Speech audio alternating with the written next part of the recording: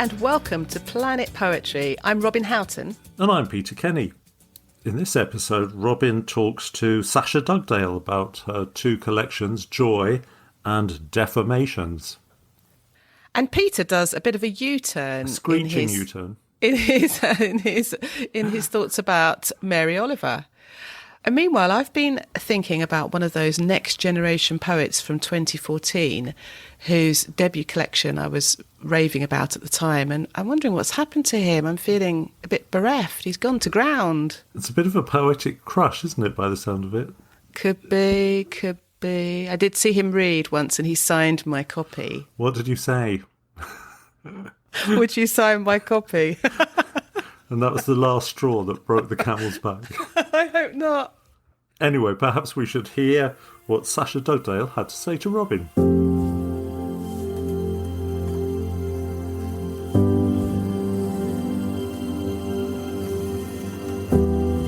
Sasha Dugdale is a poet and translator. She's published 5 collections of poetry, most recently Deformations, Carcanet 2020, which was shortlisted for the T.S. Eliot Prize.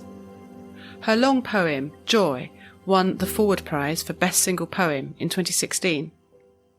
Sasha's translations of Russian poetry, prose and drama include Maria Stepanova's In Memory of Memory, Fitzcarraldo 2021, which was shortlisted for the International Booker Prize. So, a big Planet Poetry welcome to Sasha Dugdale. Hi, Sasha. Hello, Robin. You're going to start, I think, by reading an extract from your wonderful prize-winning poem, Joy, which is quite a few pages, isn't it? Yeah, it's about, I think if you read it from beginning to end, it takes about 40 minutes. Gosh. So it's a kind of one-person show, one-woman show. But don't worry, I'm not going to read for 40 minutes. No! Tell us a bit about the extract you're going to read and put us in the picture a bit. It's a poem which is spoken by Catherine Blake. She's the wife of William Blake, the artist, poet, painter. He's a kind of Renaissance man. And Catherine Blake speaks this monologue after William Blake has died. So it's the monologue of a widow grieving not just for a person, but I think a whole way of life. So it's perhaps useful to know that William and Catherine Blake met each other when they were very young. They were only, I think, 20, and they lived together for 50 years. And they lived in this incredible sort of proximity, I suppose. They were both devoted to Blake's work as an engraver, painter, poet. They both worked together with some of the most toxic chemicals, producing the engravings, inking them and producing them. It was quite a sort of difficult and arduous cottage industry, and they were there together side by side working on this not just the poetry but the whole sort of industrial production of engravings and prints. Yeah. So they're sort of involved in the first stage of the mass-produced image, really. And right, yeah. It's a really interesting relationship because Catherine, when she meets William Blake, is illiterate. She's the daughter of a market gardener, but he kind of fixes on her and says, she's the person he wants to marry and spend his life with. So there was a great relationship. And of course, because of the times, it's traditional to see the relationship as, William Blake leading. But I think there's something really important about the joint nature of the work and the way that the two lives slotted together, which I also wanted to commemorate in the poem. When I wrote the poem, I'd just been completely immersed in Blake's work, completely. I'd read nothing else for months. So it feels very much as if it came from that work, and I see that now when I look back and read it. The walls are wordless. There is a clock ticking. I have woken up from a dream of abundant colour and joy. I see his face, and he is a shepherd and a piper and a god. I see him bent by the grate, setting the fire, and he is a fallen demon. I see him listening to the wind and sorrowing. I see wrath and misery, fire and desolation, 1,000 fires in ancient London, And then the grass comes silent, silent, with the hardest colour of all, the mirth colour, the corn colour, the summer night colour. 1,000 summer nights pass, and children weave their daisy chains and place them on the heads of fallen idols. He wept more tears than there were days, and never chain the door, lest, he said, we drive an angel from it. And every morning he dipped his brush in wrath and mildness, and out of him tumbled the biggest things of all of them righter than the rightest calculation, and truer than any compass. Yet where they were right and true none could say, and how they were right and true none could guess. But I knew. He was an eye, and the eye wept and frowned and smiled. The eye watched. The eye watered. The world was a moat in that eye. The moat was a world in that eye, and his brush was a blade, and his tears made a lake. How I ache, how I ache.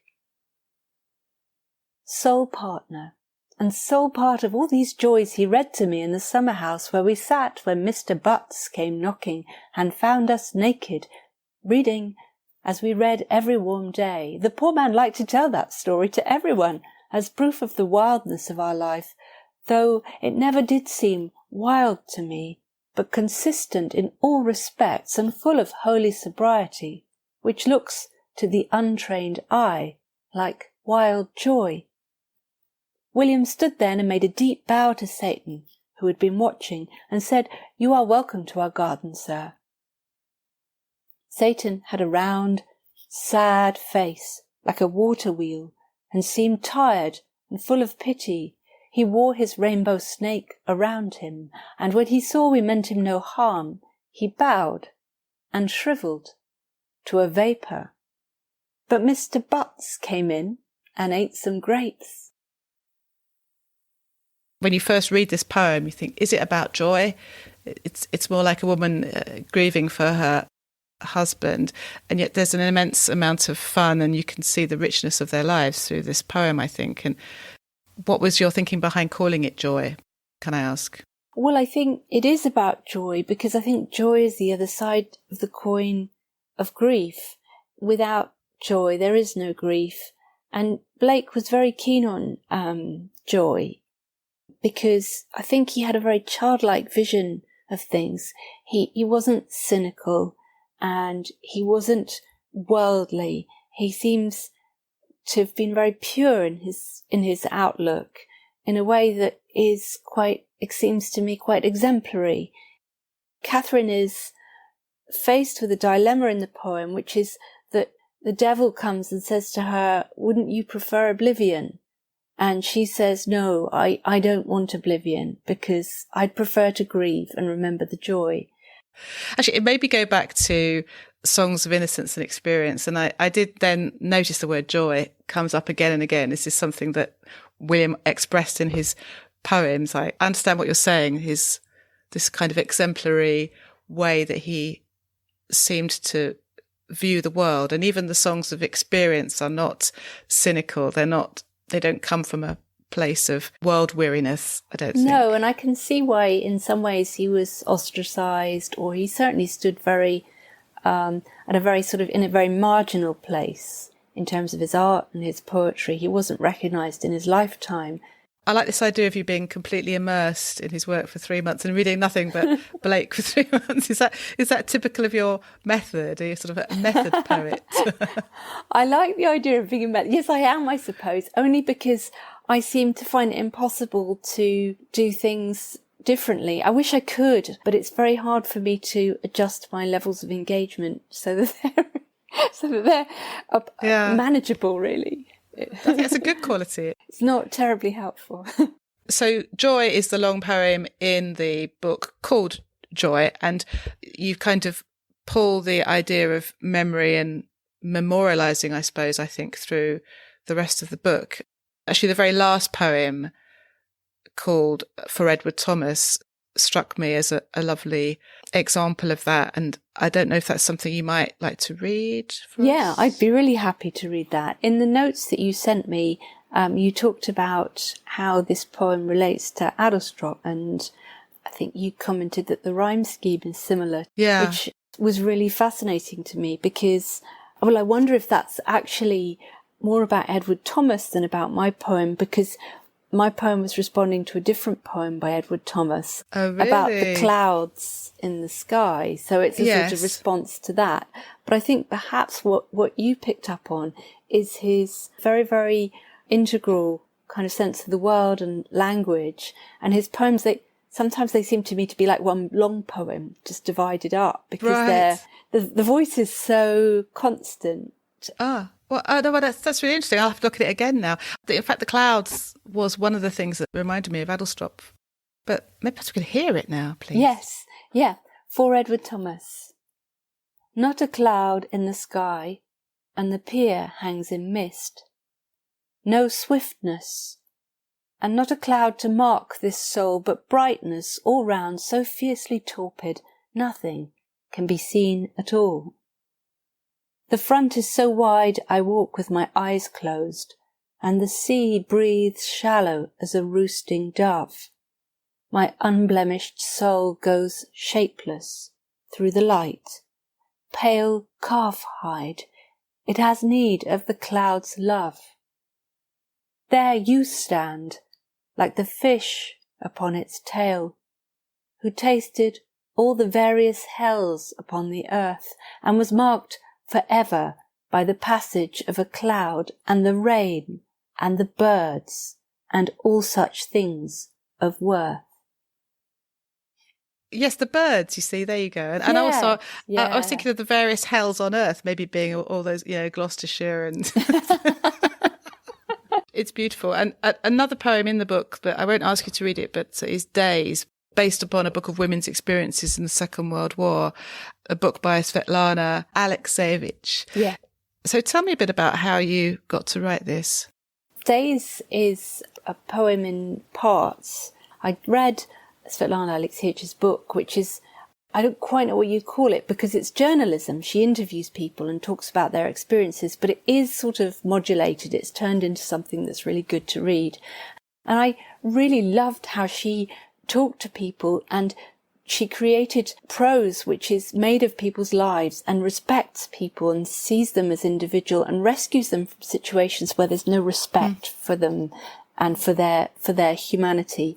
It's really hard to read, though. Some of the things she describes are really terrible.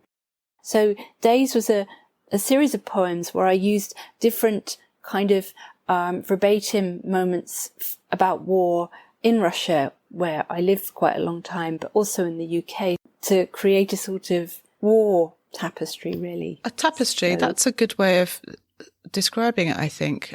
A theme that comes up again through these two books of yours that we're talking about, Joy and Deformations, is that you take historic or fictional characters who may be men, but you look at the women in their sphere of influence, shall we say, either not just wives or daughters, but the women they come in contact with, and you kind of give them a voice. A bit like you were saying about the Alexievich work, you're pulling out the stories and the voices of people who we don't normally get to hear from.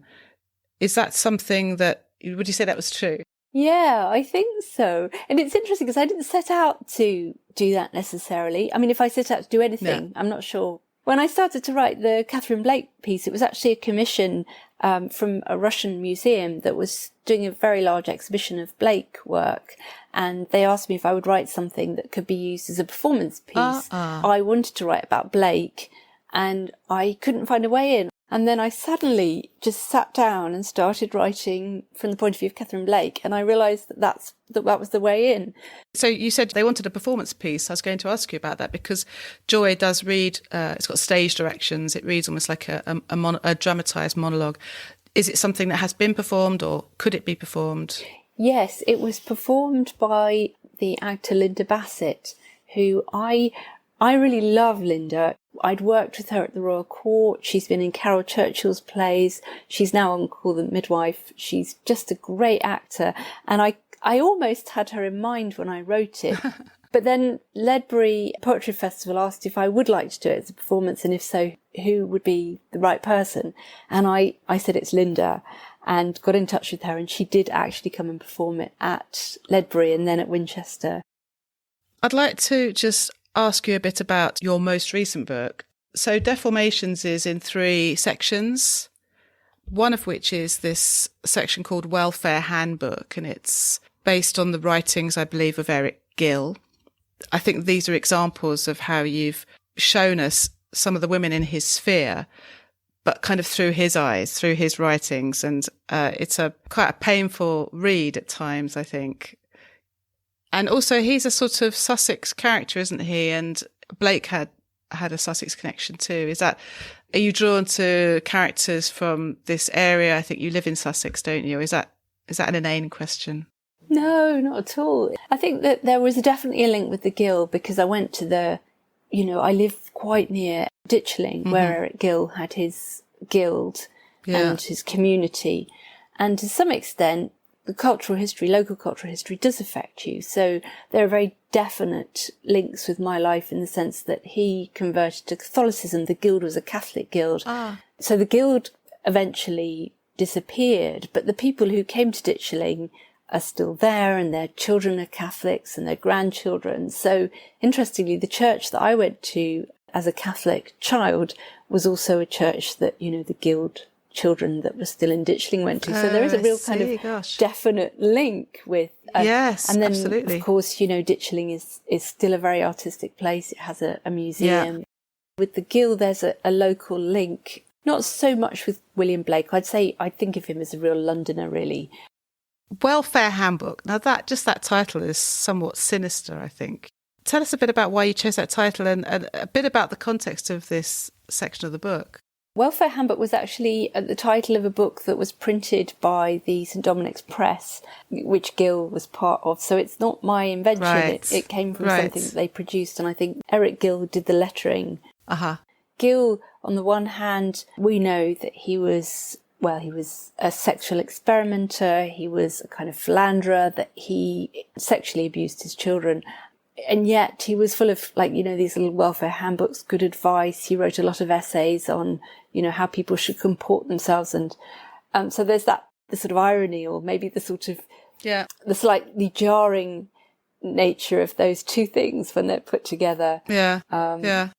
Would you like to read an extract from... is it actually a sequence, or are there separate poems within it? I wasn't quite sure. Some have titles, and I'm not sure if they ran over or... I honestly couldn't say. It grew quite organically, this, whatever it is, sequence cycle. I'm not sure. And yes, some of them have got titles and some of them haven't. So I'll read a really short poem from this.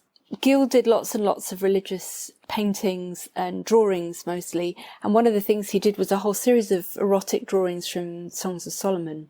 And this is almost like a found poem, really, and it's a series of different translations of lines from Songs of Solomon. Translations. A garden enclosed is my sister, a locked rock garden and a sealed spring.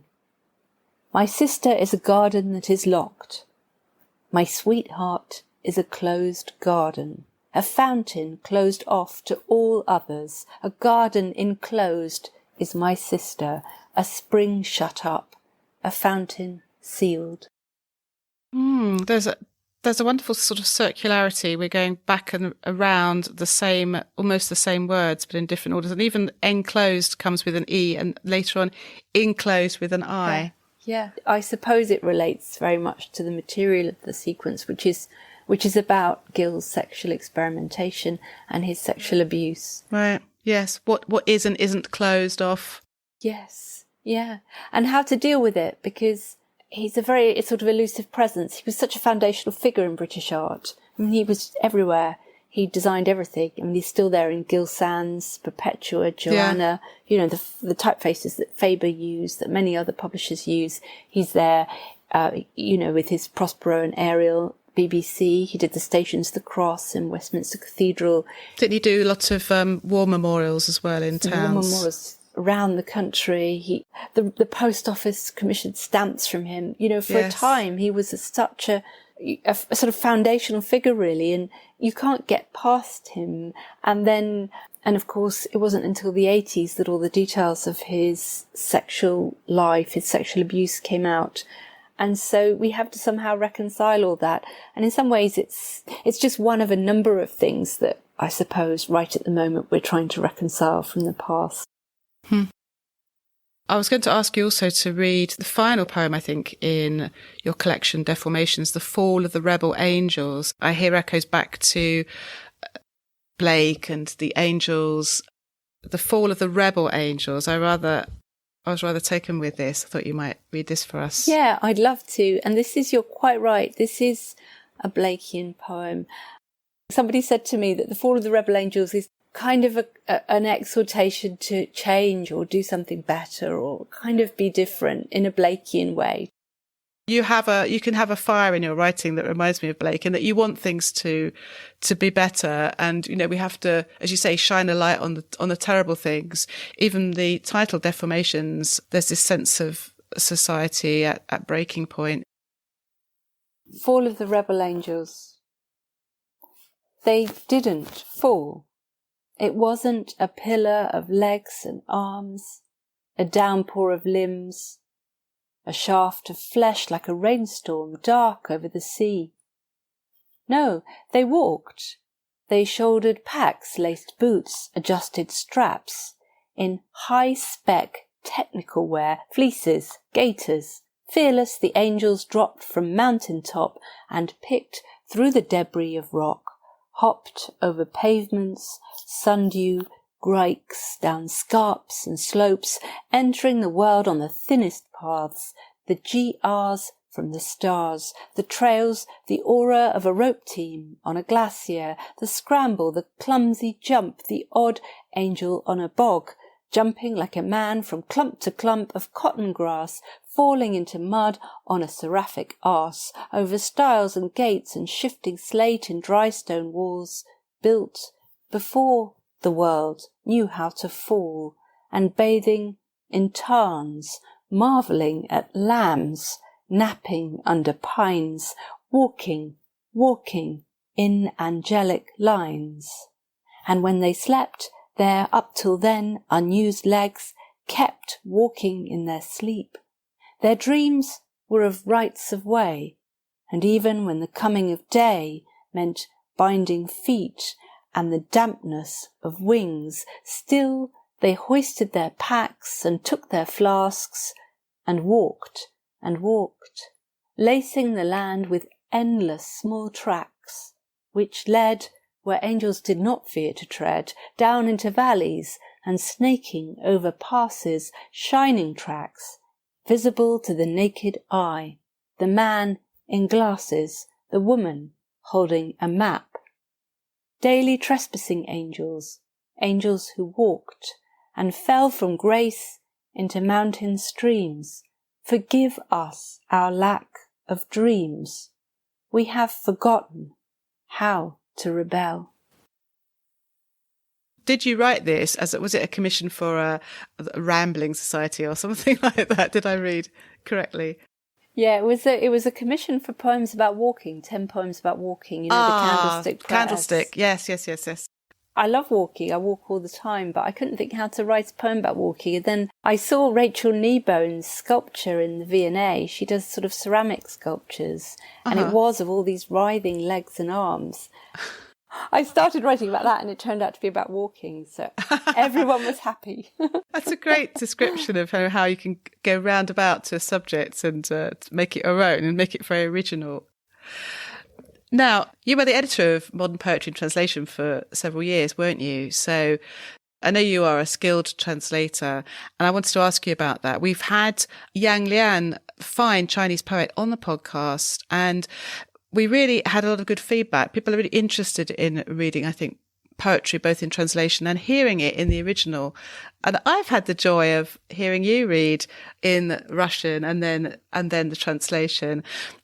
It's sometimes said that translating poetry actually can help you with your own poetry. I mean, is that something you feel at all? I often get asked about the relationship between poetry, writing it and translating it. And the truth is, I'm not quite sure. They're very different in some ways because it's somebody else's voice. So you're trying to find a shape for it in English. So it's possible that you exercise the right poetic muscles, but it's also you use your poetic energies. So I'm not sure. I'm never quite sure if it's a good thing to do or a bad thing to do. It seems like, I don't know. And often the poetry that you translate is so very different from work that might be, for example, contemporary in Britain, that it's at such an oblique angle. I think that probably is good because it forces you to look outside the sort of quite narrow confines of a national poetic culture and think about poetry more broadly. So there's certainly that. And then perhaps just words that you're forced to use because you're translating that you might not have in your natural poetic vocabulary. Yes. They start to figure in your poetic thinking. Some poetry is translated sort of in a two-way process, isn't it? Like a Chinese poet, one might work from an English literal translation of like a crib of the poem and then turn it into a poem from that, like in a two-step process. Is that something you've ever been involved in, or do you tend to translate from languages that you're already familiar with? I only really translate from languages that I know, and for them, almost entirely from Russian. Interestingly, I can't translate from what might be called a bridge or a literal sometimes. I've tried once. I had to prepare some literals for Michael Rosen, who wanted to do some translation of Russian children's poems, and I prepared a few, and he took a couple and translated them. And I thought, well, I've done a couple more. I should probably use them and work them up myself. And when I went to look at the literals that I'd written for somebody else, they were useless to me because they were like a whole veil had come down over the original poem, and I couldn't see the poem, I couldn't get to the poem. Yes, so I couldn't do that work at all. So I'm not used to working with literals. That's not to say that I think it's a wrong practice. I think, it's worked very well for many pairings of poets and translators, but it doesn't work for me. So are you going to read us something maybe in Russian and then the translation? Okay, lovely. This is really new. It's a poem by Marina Tsvetaeva, and it's a long poem called Poem of the Air, and I've translated the whole thing, but I'm still working on my draft. So this is the first part. Marina Tsvetaeva wrote the poem in the 1920s after Lindbergh crossed the Atlantic. There was a sort of crazy Lindbergh mania when he arrived, and, everybody was into flying in aeroplanes. And it was in the period just after that Marina Tsvetaeva wrote this poem, and it's also a poem about death because her great friend Rilke had just died, and so she was coming to terms with that. So it's this wonderful kind of transcendental poem that whirls upwards, and it's brilliant. So I'll just read the first bit in Russian and then I'll read it in English. Great. And the poem is in Russian it's called Поэма воздуха, Poem of the Air. Ну вот, и двустышие начальное, первый в гость. Дверь явно затихла, как дверь, за которой гость. Стоявшие такое у входа, спросите вдов. Был полон покоя, как гость, за которым зов хозяина, бдение хозяйское. Скажем так, был полон терпения, как гость, за которым знак хозяйки, все тьмы знак. Тамоне поверх слуг, живой ли призрак, как гость, за которым стук, сплошной непосредством, ничем, оттого и мрем. Хозяйкино сердце, березы под топором, расколотый ящик, Пандорин, ларец забот, без счета входящих, но кто же без стука ждет? Уверенность вслух и в срок, припав к стене, уверенность в ухе ответном, твоя по мне, заведомость вход, да сладкая игры в страх особого рода, оттяжка с ключом в руках. So that's the first bit in Russian, and in English it reads, Poem of the Air. Well, here's the opening couplet, the first nail, the door quietening, as if a guest beyond waits, standing like pine fanned on a coffin, as any widow will affirm stillness itself stands like one who has been drawn to a home for a wake, hence patience itself, like a guest who is being conducted thence with a radiance in the darkness, lightning struck and striped his back, spirit or flesh, like a guest who has been summoned to the beat, too many, too fast, no one, not this woman's heart, can bear axe blow to the birch root. Pandora's box cleft asunder, her chest of woes cracked. They enter and are beyond number, but who waits and doesn't knock, sure of being heard when the time comes, leaning on the wall, sure of an answering ear, sure of mine, of admittance. Oh, the sweet passion sport, the dalliance and delay, with key gripped tight. That's the end of the... Gosh. And that's the first part. And that's a long poem as well. That's kind of a 10-page poem that carries on, getting more and more involved. And it's a wonderful poem. Thank you so much for reading that. And there is one more thing I want to ask you. And what are you working on at the moment? Have you got any new projects in the pipeline you want to tell us about? I'm working on a long poem. I got COVID in December and I had sort of post-viral and I was symptoms and I was sitting in bed, where in fact I am again today. Oh. But the advantage of it was that I sort of had to cut right down on work and I just cleared some time and I started writing short amounts each day that I think will be slightly different to the things that I've written before, that it probably should take up a book. And it's something that I've really enjoyed writing, and I also sort of having great fun with it, and it's been really interesting. One of the things I wanted to do in the poem was put lots of bits of translation in, and I've never done that before to the same extent, although there's a little bit of that in Defamations, but actually sort of taking little poems I've translated and kind of putting them into the fabric of the poem. Sort of a bit hybridy, maybe.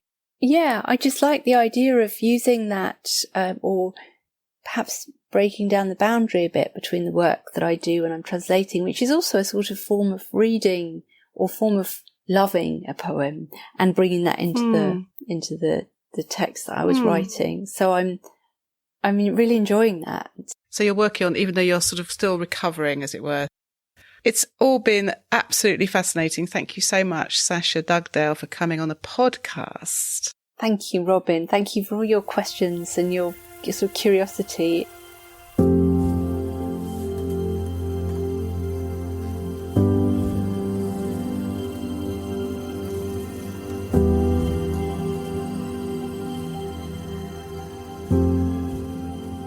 So I absolutely loved that interview with Sasha. She's such a fascinating poet. You know, her immersion in Blake's language was so kind of deep, and you know, she's obviously steeped in Blake's poetry. Yeah, it does have that intensity, doesn't it? I mean, she described that, didn't she, that she went through that process of total immersion like a method actor. That's sort of the way it felt like to me. So, yeah. I mean, she really engages with other writers, and that's where she seems to find her inspiration, certainly in the bits that you asked her to read. Well, I think because I steered Sasha towards certain poems, then it's possible, in fact, it's absolutely the case, that we didn't really cover the full range of just these two collections. And of course, she's written other books too. But I feel that she was not necessarily focusing particularly on those writers, but how they are seen now through successive generations, their kind of legacy, or how they are, their legacy, how they're memorialized, and when the memory or the memorial of a great figure, how it changes over time, and how things move on. How do we then come to terms with different ways of looking at them? You know, Eric Gill is the obvious case. We talked a bit about that, about how there's this his terrible personal life, which has come to the fore in recent years. kind of clouds our ability to perhaps appreciate the fantastic contribution that he made to public art and aesthetics. And how do we cope with that? And I think, it's bigger questions. Yeah, I like this idea that an artist has to be, I think Eric Gill was very extreme, but this idea that an artist somehow, not only has the work got to be excellent, but that he or she has to be exemplary as well in their own personal conduct, I think is a bit of an ask, really. Well, and has to be, why do they have to be? Is it because we want them to be? Interesting, you use the word exemplary, because that's the word Sasha used about William Blake, didn't she, at one point? So, anyway, we focused on those two sections of the book. That Deformations is in 3 sections, and there's a whole section called Pity Sad, which is a kind of reimagining of various scenes and characters and fragments from the Odyssey. And in that, she revoices, if you like, some of the characters in such a way that it just kind of disrupts what we think of as the Odyssey. And it takes a classic text like that and it kind of interrogates it, if I can say that, in a really interesting way. I really like the poem The Fall of the Rebel Angels. It was almost like these rebel angels were refugees, fleeing, the sense of them all walking along and kind of slouching along in the protective gear and so on. Yes, and sort of relentless, they're going to get there. I think there's a huge amount of humour in her work, even though there are some grim topics. And she herself said that Deformations is quite a difficult book. Yeah. Both it was difficult to write and it's difficult to read from. She doesn't shy away from horrific imagery and language, and perhaps that didn't come across. But when you read these books, they shake you. They're not. Sasha is this lovely, gentle-voiced person, but this stuff is powerful stuff. I like the fact that Joy itself can also be performed as a play. It is a kind of hybrid thing. Yes. And as someone that's written a few plays, I can imagine it as rather an excellent monologue. So what did you think about when Sasha read in Russian? It was amazing. It was almost like she became another person. I sometimes think that when you hear people speaking in other languages that you've heard speaking in English, you think, gosh, they're accessing a whole different part of their personalities somehow. I think that's probably true. I mean, she talked a bit about the art of translation and how that she finds it impossible to translate from an English literal translation. Because she there's things she can't literally, as you say, can't access, because what she would access normally in the Russian is no longer there for her. It's kind of lost. Yeah, I was really interested in that kind of idea of translating directly from a language or having, a sort of another person in the, the stage to it. Yeah. When we spoke to Yang Lian and Brian Holton, I wish I'd asked a bit more about that, really. Yeah. Because I know Brian Holton is absolutely fluent in Mandarin. Right. I know Yang Lian has worked with other poets, like Pascal Petit springs to mind, who's translated. He's done a version of the poem and then in English, and then they've done a different translation. Interesting, isn't it? People work in different ways, I guess. But and it just was. I just love hearing her speak Russian. I think it's a beautiful language to listen to. Yeah, in the times we're at, actually, it's so good to remember that Russia is an amazing place with a wonderful culture, and just because at the moment it has a psycho as a leader doesn't mean we should dismiss everything Russian. I agree entirely, and I'm sure Sasha would be the first to agree with that. And I know these are difficult times for someone like her with friends in Russia, but there is this rich cultural heritage that we must not forget and still celebrate.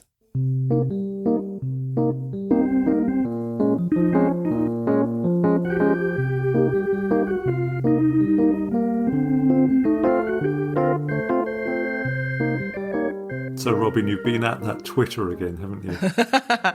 I actually, at the beginning of the year, I put a little pinned tweet saying, I'm just taking a little break. And then I think some people were sort of slightly puzzled, and then everything went quiet. So couple of days ago was my 15th anniversary of being on Twitter. So I thought I ought to perhaps, make an effort to stay. Anyway, I've just been looking at a few things. And there was a tweet the other day by Matt Haig who said, "I'm thinking long and hard about what the point is of another poetry book. Being brutally honest, we all flick through, have a read, and then it's on a bookshelf. One book after another is flavour of the month, and then meaningless ad infinitum." And I just thought, oh dear, he's having a bad day, first of all. But also I thought, is that true? I mean, it made me just think, okay, so yes, I buy a lot of poetry books. I don't read them all straight away as soon as I buy them. In fact, I rarely do. They go in a pile and then they go on the bookshelf. But then something that I really haven't enjoyed, or if I'm never going to read it, I tend to get rid of. Otherwise, the space runs out. I have a limited space on my bookshelf. And I absolutely do go back. I think I go back more to poetry books than I do with novels, definitely. I don't know. What about you? Yeah, no, absolutely the same. I'm always reconsulting particularly loved books, like, I don't know, like Rilke's Duino Elegies, for example. I've had a copy of that for 40 years. And I don't think I've even finished it yet. But I love the first few elegies so much so that once every 6 months I'll pick it up and read. Maybe that's enough. Why do we have to read and love every poem in a collection? I sort of think, actually, if somebody buys my book and there's one poem that they remember or that they go back to, I'm perfectly happy. Well, because of my propensity to take instant dislikes because it saves time, there's this thing that I quite often am wrong. So, I do return to things and have completely different opinions about them sometimes. So, but no, I mean, I don't buy that. And maybe one or two books in the churn of books that, I don't think I ever need to read again. But there's very few. Yeah. I think it's because I think of, there are certain writers I just think of as poets. In a way, I think of them as people to consult, that more than, reading a novel. Actually, if you get the collected works of somebody's poems, for example, it's almost like a condensed person there that you can talk to and refer to like an old friend. And if you love that poet, you miss reading them. Even someone that I've been reading since I was in my teens, like W.B. Yeats, I'll every now and again pick it up and read one of his poems and just love it. And it is quite different from novels, isn't it? Poetry collections. Yeah. So maybe Matt was having a bit of a bad day there and thinking, my book's going out into the ether, no one's going to read it. I don't think there's a poet alive that's ever not had that moment of what the hell's the point of all this. True. I think it's part of the cycle of just writing, really, isn't it? Yeah, I think so. Why am I doing this? This thing about going back to stuff on the bookshelf, that sort of struck me as I went immediately and I looked through, and something that rather jumped out was Sam Willett's. Oh, yeah. His collection, New Light for the Old Dark, published by Cape, and it was shortlisted for both the T.S. Eliot and the Forward Prize back in 2010. I remember buying this and I was really taken with it, and I thought, gosh, I haven't seen his name in the magazines or anything lately, and I wondered if, what he was up to. And anyway, so I did a bit of digging online, and the most recent thing I could find was when he was on the Next Generation Poets list in 2014, and you can go online, there's an interview with him, and he's reading a couple of poems from this book. And but after that, I don't know, I couldn't find any references to him at all until an email came through the other day from the Poetry Society trailing the new poetry review, and it said, including poems by da-da-da-da-da, Sam Willits. So that was rather strange that should happen just as I was picking up his book and wondering about him, because I thought, he'd be good to get on the poddy. Oh. But maybe he's a reserved sort of person and perhaps he's not into that. But if he's got some book in the offing, then who knows? But so this collection, whenever you read anything about him, there's always talk about his background, and he went to Oxford, and then he had 10 years when he was a drug addict and recovering, and did recover. And a lot of that experience is in this collection, but there's also poems about his mother who escaped the Nazis as a child. And there was so much in it that I just found very moving. So I thought I would just read a very short poem. It's one that stayed with me for a long time afterwards, and it's a triolet, so a 8-line poem with a particular scheme, a certain amount of repetition. And it's called Thames Triolet. She thought that she might breathe the river and never rise. By the lock where the brown geese shiver, she thought that she might breathe the river, lie back from this world forever, the dim sky closing on her eyes. She thought that she might breathe the river, and never rise. So it's something about the form really fits the topic. I think that's excellent. Yeah, I tried to write one. In fact, I think you brought this along to a reading group once, and I thought, I'll have a go at that, and wrote some utter drivel because I'd never tried it before. But I think this works so well because it is that kind of obsessional. It seems to be a moment where somebody's thinking about throwing themselves into the river or, not existing anymore. And that thought keeps recurring with us. The first line, how that recurs on the 4th, 7th and 8th line or whatever it is. It's not necessarily representative of the entire book, but there's so much variety in the book. But anyway, that was my point with Sam Willits, where are you, Sam? We want you back. Where's the next collection? Talking about social media, I saw an excerpt from a poem by Mary Oliver that a copywriter friend had put on Facebook. And I thought, God, that's great. My experience of Mary Oliver is confined to being lent one of her books about 20 years ago and just reading it and thinking, this is just the same poem times 40, which was a really just a horrible thing to think, yeah. I think it's because I have a prejudice against American poetry because everybody I know seems to love it. And I just think, have you read Greek poetry? Do you want to... Do you want, some real talent from the 20th century? And this plays to my prejudices anyway. So, but what I did was buy Dream Work by Mary Oliver last week. And I've absolutely fallen in love with this book. I just can't tell you how much I love it. And so completely wrong, as usual. And this is a hallmark of my reading. Oh, but very good of you to face up to a prejudice and then find actually, no, you quite like it. Good. Tell us more. Honestly, I'm only halfway through it, but it's just, I just feel so kind of touched, and that sense of recognizing a person as somehow having something to say to you as an individual that you get occasionally from poems. And maybe it's about the time or the moment that you find yourself in your own life. But I'm just reading this book and it's like feeding my soul in a way that, just reminds me of why I love poetry so much. There's almost a mystical engagement with nature in her poetry, which, I like and love and respect. But in this book as well, this Dream Work, from what I can tell, just hastily reading about it a bit, was she was really talking about her own personal circumstances in a more thinly veiled way. And there's a very famous poem in here called The Journey. Basically, it's a poem about just leaving home and taking care of and being emotionally blackmailed and kind of going out into the world and looking after the only person she can look after, which is herself. But it's a wonderfully empowering kind of poem that makes you feel really good about prioritizing yourself.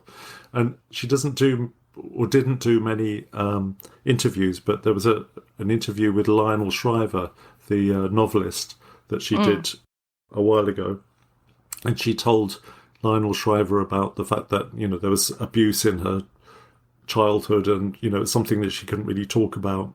But these poems are kind of full of that sense of having escaped it, and what she's escaping into in her personal life. She had a sort of 40-year relationship that was very fulfilling for her. But what she's escaping into is a kind of connection with nature. And in some poems, that they're woven very close together, and so that the nature almost becomes a kind of what's outside in the outside world and what's in her is a very thin barrier, and it's sort of beautifully done. But there's this one poem which is just so meditative, which I'll share with you, which isn't one of the ones that people mainly share. It's called Knife. Something just now moved through my heart like the thinnest of blades, as that red tail pumped once with its great wings and flew above the grey, cracked rock wall. It wasn't about the bird. It was something about the way stone stays, mute and put, whatever goes flashing by. Sometimes, when I sit like this, quiet, all the dreams of my blood and all outrageous divisions of time seem ready to leave, to slide out of me. Then, I imagine, I would never move. By now, the hawk has flown 5 miles at least, dazzling whoever else has happened to look up. I was dazzled, but that wasn't the knife. It was the sheer, dense wall of blind stone, without a pinch of hope or a single unfulfilled desire, sponging up and reflecting so brilliantly, as it has for centuries, the sun's fire. It's nice. There's something really nice about that kind of stoicism and accepting it's kind of, and seeing into the nature of things, just the stillness of a stone wall. It's just such a meditation. Yeah, I really liked that. So yeah, I heartily recommend it, and it, in the face of me being completely wrong about her in the past. So Mary Oliver, Dreamwork, absolutely loving it. Excellent. Good to know.